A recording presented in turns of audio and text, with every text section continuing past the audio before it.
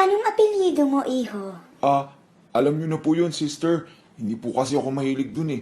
Tsaka, lagi niyo pong hawak yun. Sus, Mio? Bayag ang apelyido mo? Sister naman. Rosario po. Rosario ang apelyido ko.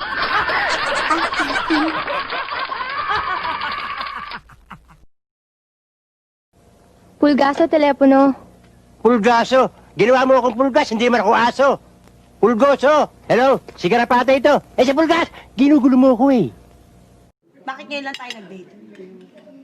Nasaan ka kahapon? Oh, sige, amin na ako. May babae ako. Aray! Huwag mo akong pinaglololoko dahil walang ibang babatan sa'yo! Asa ka sabi kahapon?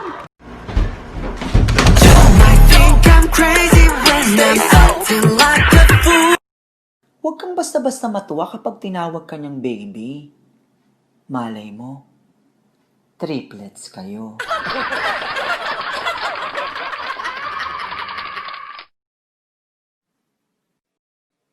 Kay Mr. Santos po.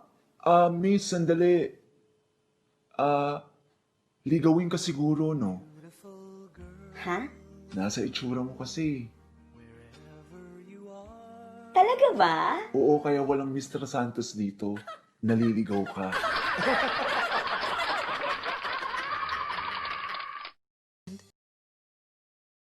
Mabuti pa sabihin mo na sa kanila na Rowena, kung kailan masaya sila, bakit ko sisirain yung araw nila? Masyado kang makasarili, Rowena. Masyado! best friend pwede relax. Ang gusto ko lang naman sabihin mo sa kanila, kakain na tayo. Beshi, nakita mo na ba yung throwback post ko? Eto ba? Yan nga. Bakit ganun yung caption? Ang pangit ko pa dito. Bakit, Beshi? Maganda ka na ba ngayon? O Inday, bakit ganyan ang itsura mo? Nakipag-away ka ba? Kasi ma'am, yung katulong sa kapitbahay, sabi niya matalino daw siya. At saka sabi niya sibuyas lang daw ang sangkap na nakakapagpaiyak. Sabi ko, hindi kaya. O anong ginawa mo? Bakit ka napaaway? Binatok ko ng niyog. Tinamaan sa mukha. Iyak siya.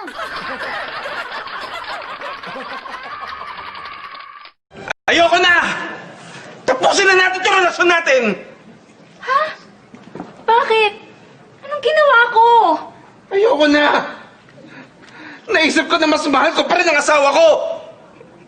Si Raulo pala ito eh. Ako asawa mo! Baliw! Ibig sabihin may kamit ka? Tayong kaibigan lang. Huwag mong ikakama pag may period. Ganyan ang tamang pagsulat ng sentence. Hindi yung kung ano-ano ang iniisip mo.